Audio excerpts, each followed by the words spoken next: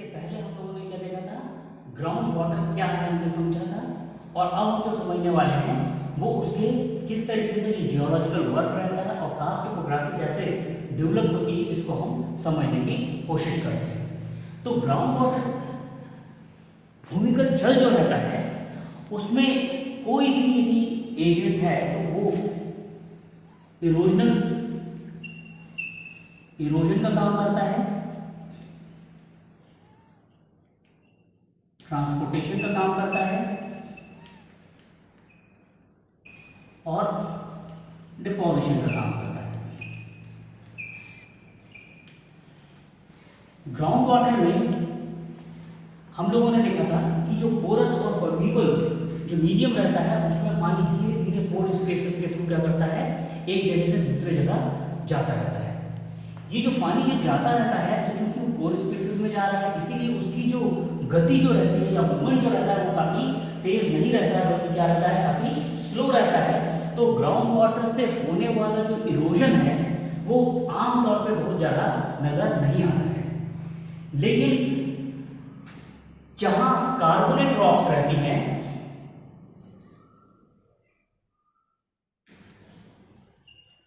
जैसे कि लाइमस्टोन,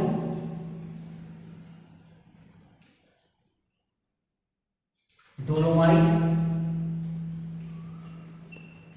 या दूसरे तरह के रॉक जिसको अपन एनहाइड्राइट बोलते हैं, यानी कि कैल्शियम सल्फेट वाली, या जो नमक जो है सॉल्ट वाली रॉक्स हैं, तो इन रॉक फॉर्मेशंस में, इनसे बनी हुई रॉक फॉर्मेशंस में हमको ग्राउंड वाटर का इफेक्ट नजर आता है। तो सबसे पहले जो सबसे इंपॉर्टेंट जो है वो कास्ट टोपोग्राफी है। कास्ट टोपोग्राफी खासतौर से लाइमस्टोन टरेन में ये डेवलप होती है, कई बार डोलोमाइट में भी होती है, कि सबसे अच्छे से जो होती है वो किसमें होती है, लाइमस्टोन की जो रॉक फॉर्मेशन रहती है उसमें कास्ट टोपोग्राफी डेवलप होती है। कास्ट टोपोग्राफी ये जो शब्द जो है, यूगोस्लाविया में एक रीजन है, वहां लाइमस्टोन में बहुत सी एक्सोटिक लैंडस्केप बना, उसके आधार पर उसका नाम उन्होंने क्या कर दिया, कास्ट टोपोग्राफी कर दिया। यहाँ हम देख रहे हैं कि आप यदि बस्तर में भी जाते हैं, अरकू में भी जाते हैं, तो आप देखते हैं कि यहाँ आपको कांगेर वैली जो रीजन है वहाँ आपको बहुत सारी क्या मिलती हैं, गुफाएं मिलती हैं, छोटे छोटे आपको पहाड़ नजर आते हैं। तो इस तरह की जो टोपोग्राफी जो है वो आप सोचना शुरू करें कि भाई लाइमस्टोन जो है या डोलोमाइट वो तो छत्तीसगढ़ में बहुत बड़े इलाके में है, हजारों स्क्वायर किलोमीटर में है। मध्य प्रदेश में भी जाएं, सेंट्रल इंडिया में जाएं तो वहां भी हजारों स्क्वायर किलोमीटर में भी है, साउथ इंडिया में जाएं तो भी कई हजार स्क्वायर किलोमीटर में है। तो हर जगह कास्ट टोपोग्राफी आगे क्यों नहीं डेवलप हो रही है? ये किसी अरकू में ही डेवलप हो रही है या बस्तर के कांगेर वैली रीजन में ही केवल एक जगह में अपन को हो रही है, या गुप्तेश्वर में ही अपन को नजर आ रही है? तो वो कन्फाइंड क्यों है? तो कास्ट टोपोग्राफी की इस तरह से कन्फाइंड होने की, किसी पर्टिकुलर एरिया में कन्फाइंड होने के लिए कुछ या कास्ट टोपोग्राफी के बनने के लिए कुछ प्री रिक्विजिट या कुछ कंडीशंस होती हैं। पहली वो कंडीशन रहती है कि जहां आपको लाइमस्टोन या कार्बोनेट रॉक मिल रही है, वो कार्बोनेट रॉक जो है वो उसके ऊपर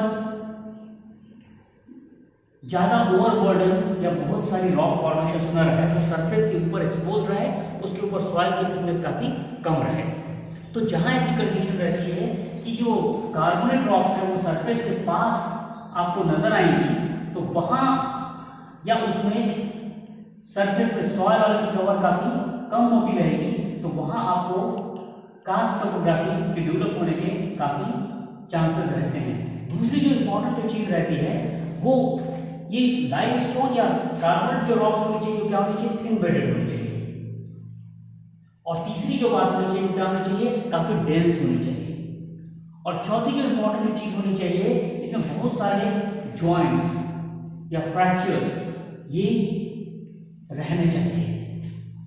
इसके साथ ही साथ क्या होना चाहिए, रेनफॉल होना चाहिए, पानी काफी गिरना चाहिए। और पानी के गिरने के बाद इसमें सब टेरेनियन फ्लो, जमीन के अंदर भी क्या होना चाहिए, पानी का काफी मूवमेंट होना चाहिए। तो ये सारी जो प्री कंडीशंस रहती हैं वही इसका डेवलपमेंट होता है, कास्ट टोपोग्राफी का डेवलपमेंट होता है। हर जगह इसलिए आपको कास्ट टोपोग्राफी नहीं नजर आती, यद्यपि वहाँ लाइमस्टोन या डोलोमाइट या ऐसी रॉक्स रहती हैं। तो बस्तर में कांगेर व्हील जो रीजन है वहाँ ऐसी कंडीशन है कि रॉक फॉर्मेशन जो है सरफेस के पास एक्सपोज्ड है, सॉइल की कवर काफी थिन है और वो थिन बेडेड भी है, टेल्स भी है, जॉइंट्स भी है, नदी भी बह रही है। ये सारी जो कंडीशंस रहती हैं वो किसको फेवर, और यहाँ काफी बारिश भी होती है, ये सारी की सारी जो कंडीशंस रहती हैं वो किसको फेवर करती हैं, किसी भी कास्ट टोपोग्राफी के डेवलपमेंट को होने को काफी ये एनकरेज करती है या इसमें बनता है। तो कास्ट टोपोग्राफी से जो बनने वाले जो फीचर्स हैं उसमें जो है हम लोग देखना शुरू करेंगे। तो पहला है इरोजनल फीचर। इरोजन कैसे होता है उसको हम समझते हैं कि अभी यदि हम लाइमस्टोन को यदि हम देखें तो लाइमस्टोन में कैल्शियम कार्बोनेट रहता है। कैल्शियम कार्बोनेट नॉर्मल तरीके से यदि आप पानी में रखेंगे तो वो आसानी से घुलता नहीं है जब तक कि इस पानी के साथ इसमें कार्बन डाइऑक्साइड गैस ना आ जाए। तो जैसी कार्बन डाइऑक्साइड गैस आती है तो इसमें जो बन जाता है वो कैल्शियम बाइकार्बोनेट बना देता है, और जो कैल्शियम बाइकार्बोनेट है वो सॉल्युबल स्टेट में आ जाता है। तो कैल्शियम कार्बोनेट पानी की वजह से और एटमॉस्फेरिक कार्बन डाइऑक्साइड की वजह से क्या बना लेता है, कैल्शियम बाइकार्बोनेट बना लेता है। और ये क्या है, ये काफी यानी कि ये सॉल्यूशन का फॉर्म में ये आ जाता है। तो धीरे धीरे क्या होता है कि कास्ट रीजन में बारिश हो रही है, रॉक फॉर्मेशन ऊपर एक्सपोज्ड है, तो यहाँ छोटे छोटे गड्ढे बन जाते हैं। उन गड्ढों को हम सिंक होल बोलते हैं। उन गड्ढों को क्या बोलते हैं, सिंक होल बोलते हैं। और ये सिंक होल जो रहते हैं उनका डायमेंशन जो रहता है वो कुछ मीटर तक का रहता है, उनका जो डायमीटर रहता है कुछ मीटर तक का रहता है। और उसका आप शेप देखिए तो अक्सर क्या रहता है वो फनल शेप रहता है। अक्सर क्या रहता है वो फनल शेप रहता है। ऊपर जो रहता है वो चौड़ा रहता है और नीचे जो रहता है वो क्या रहता है, वो टैपरिंग रहता है। वो इसलिए हो पाता है क्योंकि हम जानते हैं एटमॉस्फेरिक जो कार्बन डाइऑक्साइड रहती है वो सरफेस में ज्यादा रहती है, वो घुलती चली जाती है। जैसे जैसे घुलती चली जाती है तो उसका क्या होता है,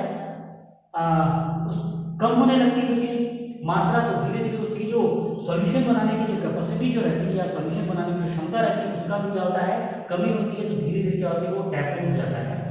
तो इसको अपन लोग, ये हो गया सिंक होल। सिंक होल का जब डायमेंशन जब बढ़ जाता है तब उसको हम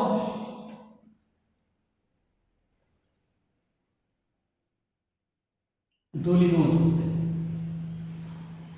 और जब वो 1 किलोमीटर या उससे ज्यादा का हो जाता है तो हम उसको युवाला और कोलजे। तो इस तरीके से क्या रहता है कि इनका जो डायमेंशन जो है उसके आधार पे सिंक होल लेगा। सिंक होल कई बार क्या होता है वो नीचे, कई बार वो केव से, अंडरग्राउंड केव से क्या रहता है वो जुड़ा हुआ रहता है। तो यहाँ पूरा का पूरा पानी जो रहता है वाटरफॉल टाइप का गिरने लगता है, तो उसको स्वेलो होल बोलने लगते हैं।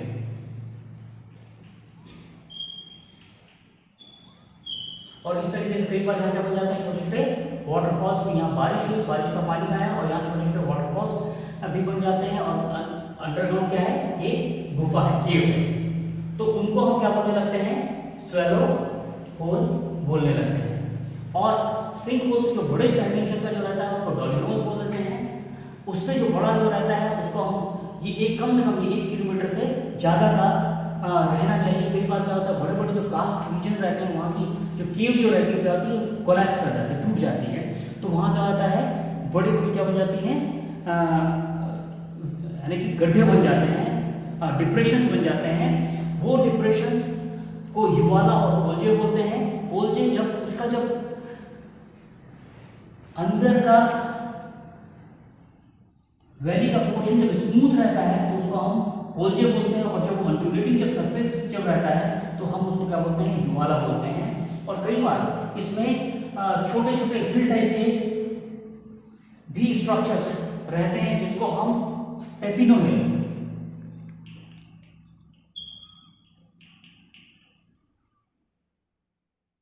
या हम्स बोलते हैं। तो इस तरह के जो फीचर जो आपको नजर आते हैं वो सॉल्यूशन एक्शन की वजह से आपको कास्ट रीजन में आपको नजर आते हैं। तो ये हो गया सेम। इसके अलावा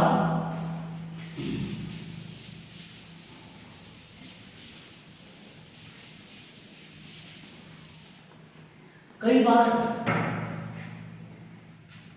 लाइमस्टोन रीजन में आप देखेंगे कि सॉल्यूशन धीरे धीरे क्या हो रहा है, इन सिंक होल के थ्रू या जॉइंट के थ्रू धीरे धीरे नीचे जा रहा है, और नीचे जाने के बाद क्या कर रहा है, वो उसको घोलता हुआ चला जा रहा है, और सब सरफेस में जमीन के नीचे क्या होने लगता है, धीरे धीरे क्या होता है, बड़ा स्पेस बनने लगता है, और कई बार जो स्पेस जो रहता है वो काफी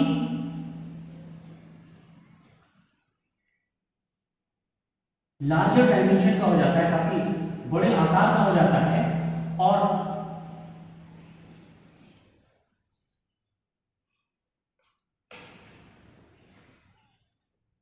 इसमें बहुत सारे क्या होते हैं, इंटरकनेक्टेड चेंबर्स डेवलप हो जाते हैं। चेंबर 1 हो गया, चेंबर 2 हो गया, चेंबर 3 हो गया, इस तरीके से बहुत सारे क्या बनने लगते हैं, उस लाइमस्टोन रीजन में बहुत सारे चेंबर्स बनने लगते हैं, और इन इंटरकनेक्टेड चेंबर्स को ही अपन क्या बोलते हैं, कैवर्न हम बोलते हैं, इनको हम गुफाएं बोलते हैं।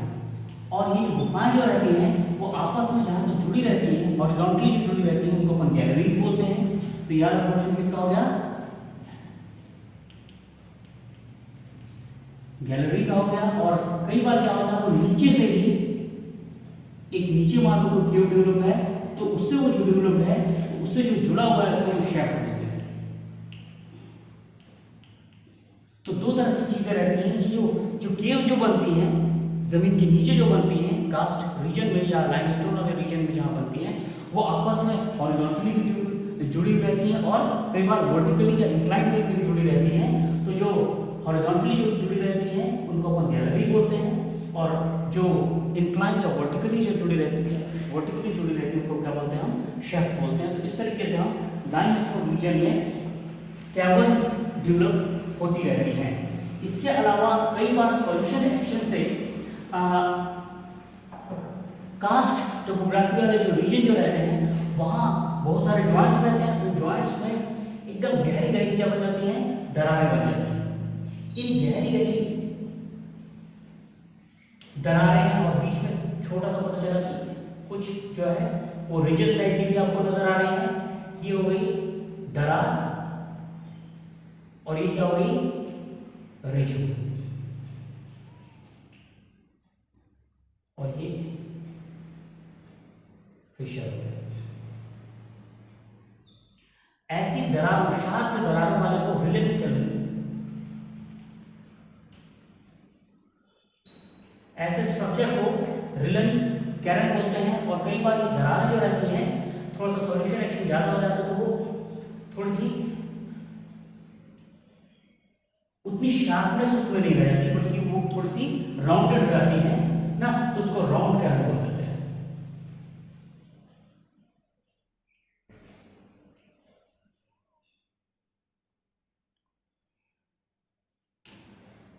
और ये जो दरारें रहती हैं उसको ग्राइव्स बोलते हैं, और रिजेस जो रहती हैं उसको क्लिंट बोलते हैं। इन दरारों को क्या बोल देते हैं, फिशर्स को ग्राइव्स बोल देते हैं, और रिजेस को क्लिंट बोल देते हैं। तो इस तरह से जो चीजें रहती हैं लाइमस्टोन रीजन में, बहुत सारे क्या रहते हैं, जॉइंट्स रहते हैं, और उनमें जो शुरू की जो उसकी जो डेवलपमेंट की स्टेज रहती है उसमें काफी शार्प वो रहता है, तब उसको हम रिलन कैरन बोल देते हैं, और जब वो थोड़ा सा राउंडनेस जब लेने लगता है तो उसको राउंड कैरन बोलने लगते हैं। और कई बार वहाँ की जो ज़मीन की आप टोपोग्राफी को देखेंगे तो काफ़ी वो रफ रहती है, रगड टोपोग्राफी रहती है, रफ टोपोग्राफी रहती है, जिसको हम लाइमस्टोन पेवमेंट बोल देते हैं।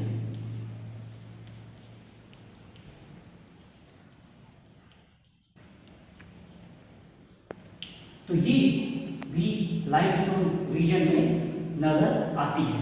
इसके अलावा एक और जो चीज जो नजर आती है, ये लाइमस्टोन की जो रॉक फॉर्मेशंस किसी काफी थिक है, और बहुत सारे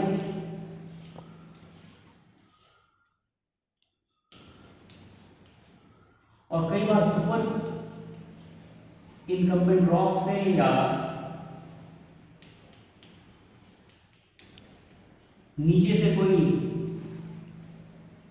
फोर्सेस आ रहे हैं तो उसमें काफी दबाव पड़ता है, तो इसमें एक प्रेशर सॉल्यूशन स्ट्रक्चर बन जाता है। एक प्रेशर सॉल्यूशन स्ट्रक्चर बन जाता है,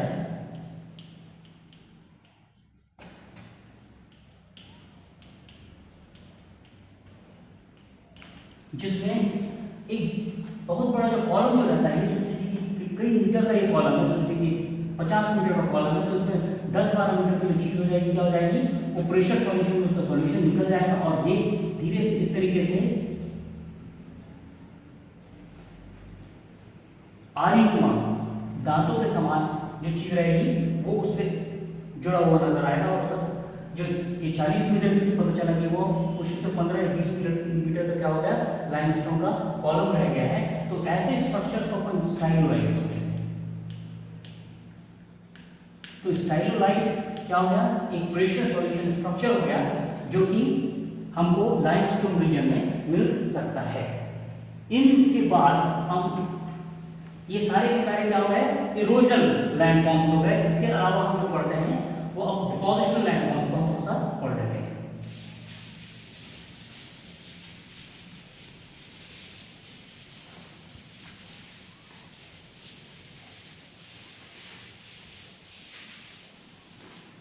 तो डिपोजिशनल लैंडफॉर्म हमने देखा कि लाइमस्टोन में जो सबसे इंपॉर्टेंट चीज हो क्या है, कैल्शियम कार्बोनेट है, पानी है और क्या है, कार्बन डाइऑक्साइड है। इसकी वजह से वीक कार्बोनिक एसिड बन जाता है, जिसकी वजह से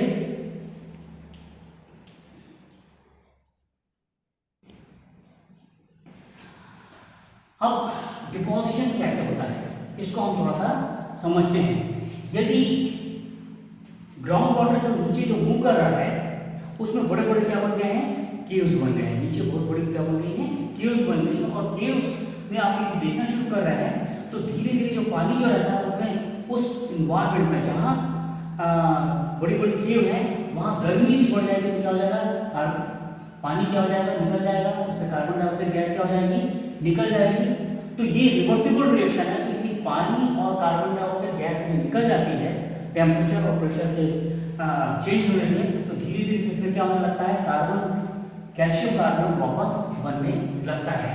और यहाँ मैं आपको बताना चाहूंगा कि इस तरीके से रूफ पेंडेंट्स बहुत सारे आपको कास्ट रीजन में आपको नजर आएंगे। यहाँ कोई फ्रैक्चर था या ज्वाइंट था और उस ज्वाइंट के थ्रू क्या हुआ, पानी यहाँ से आया और शुरू में इस ज्वाइंट से पानी जो यहाँ मूव किया तो कैल्शियम बाइकार्बोनेट के फॉर्म में था।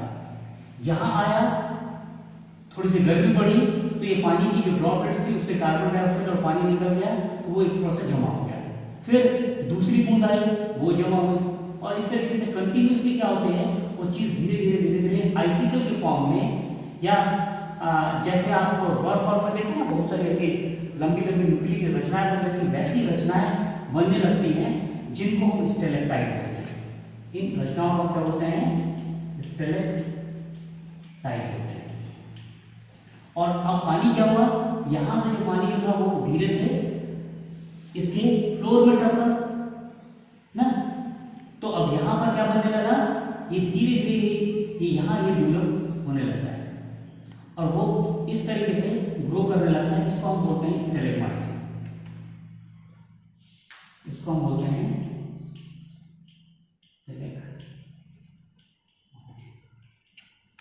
कई बार स्टेलेग्माइट और स्टेलेग्माइट क्या होता है, आपस में धीरे से जुड़ जाते हैं।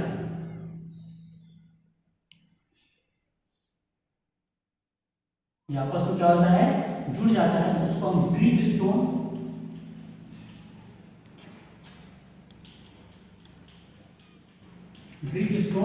या क्यूपिलर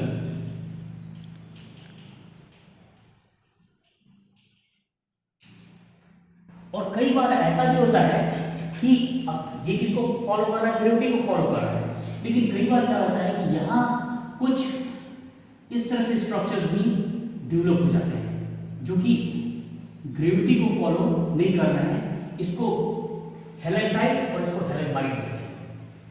कई बार जो स्टेलेक्टाइट है, स्टेलेक्टाइट तो इस तरीके से आ रहा है, वर्टिकली जा रहा है, लेकिन कई बार हॉरिजॉन्टली भी कुछ चीजें डेवलप हो जाती हैं जो ग्रेविटी के हिसाब से नहीं रहती हैं। कुछ लोगों का ये मानना है कि यहाँ छोटे छोटे क्रिस्टल्स डेवलप हो जाते हैं कैल्साइट के, जिसकी वजह से क्या होता है वो ग्रेविटी को फॉलो नहीं करते हैं, तो इसको हम हेलेटाइट और हेलेमाइट कहते हैं। और इसको बोलते हैं हेलेटाइट, और ये जो है वो क्या हो जाएगा हेलेमाइट। तो ये जो स्ट्रक्चर जो रहते हैं केवल हो गया, स्टेलेक्टाइट हो गया, स्टेलेग्माइट हो गया, ड्रीप स्टोन हो गया, ऐसे स्ट्रक्चर्स हमको कहां नजर आते हैं, लाइमस्टोन रीजन में हमको नजर आते हैं। इसके अलावा कई बार लाइमस्टोन रीजन में नीचे से स्प्रिंग पानी जो रहता है वो ऊपर आने लगता है, तो वो पानी स्प्रिंग के फॉर्म में आ जाएगा या थोड़ा सा रिसाव होने लगता है, तो उसमें कई बार उसमें सिलिका रहता है उस पानी में। जब पानी में जब सिलिका रहता है और उसका जहाँ डिपोजिशन हो जाता है तो उसको सिलिशियस सिंटर बोलते हैं।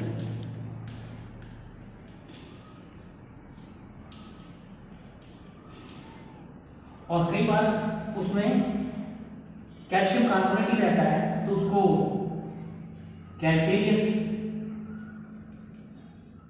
सिंटर, कैल्क सिंटर या ट्रेवर्टाइन होते हैं। तो ऐसी चीजें भी हमको यहाँ छोटे छोटे हमको इनके डिपोजिशनल चीजें अपन को मिल सकती हैं। तो कैल्केरियस सिंटर या ट्रेवर्टाइन या सिलिशियस सिंटर, ऐसी चीजें अपने को कई बार लाइमस्टोन रीजन में नजर आती है। इसके अलावा जो चीज नजर आती है, कई बार लाइमस्टोन रीजन में बहुत सारे क्या रहते हैं, फ्रैक्चर्स रहते हैं। उन फ्रैक्चर्स और वो ग्राउंड वाटर टेबल की क्या है, यहाँ वाटर टेबल है, वाटर टेबल के नीचे जब फ्रैक्चर्स रहते हैं तो उसमें कई बार इनक्रस्टेशन हो जाता है, उसमें चीजों में क्या होता है, जमाव हो जाता है। जब सोच लीजिए कि यहाँ ज्वाइंट है और यहाँ वाटर टेबल इधर है और इन रॉक फॉर्मेशन में समझ लीजिए बहुत सारा क्या है, फ्रैक्चर्स है, और उन फ्रैक्चर्स में चीजों का जमाव हो रहा है। यदि उसमें सिलिका, और वो भी क्या है, amorphous silica, amorphous hydrated silica का यदि इंक्रस्टेशन हो गया है, उसमें उसकी बहुत सारी लेयर्स जमा हो गई हैं, तो उसको हम बोलते हैं अगेट। तो इस तरीके से कई बार क्या होता है, अगेट बन जाता है, जिसका टेक्सचर और जो रहता है और हल्का सा कंपोजिशन में थोड़ा थोड़ा वेरिएशन रहता है, लेकिन मेनली क्या रहता है, एमॉर्फस हाइड्रेटेड सिलिका रहता है। और कई बार इसमें क्या होता है, प्योर सिलिका जब जमा हो जाता है और वैसा भी हो सकता है, तो वो क्वार्ट्ज बना सकता है। तो इस तरीके से यहाँ अपन को ये दो तरह की चीजें हमको मिल सकती हैं। इसके अलावा जो हमको जो नजर आता है वो कई बार रिप्लेसमेंट,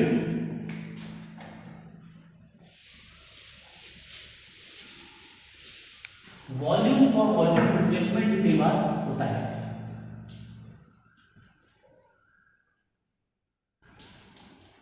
रिप्लेसमेंट डिपॉजिट भी होते हैं।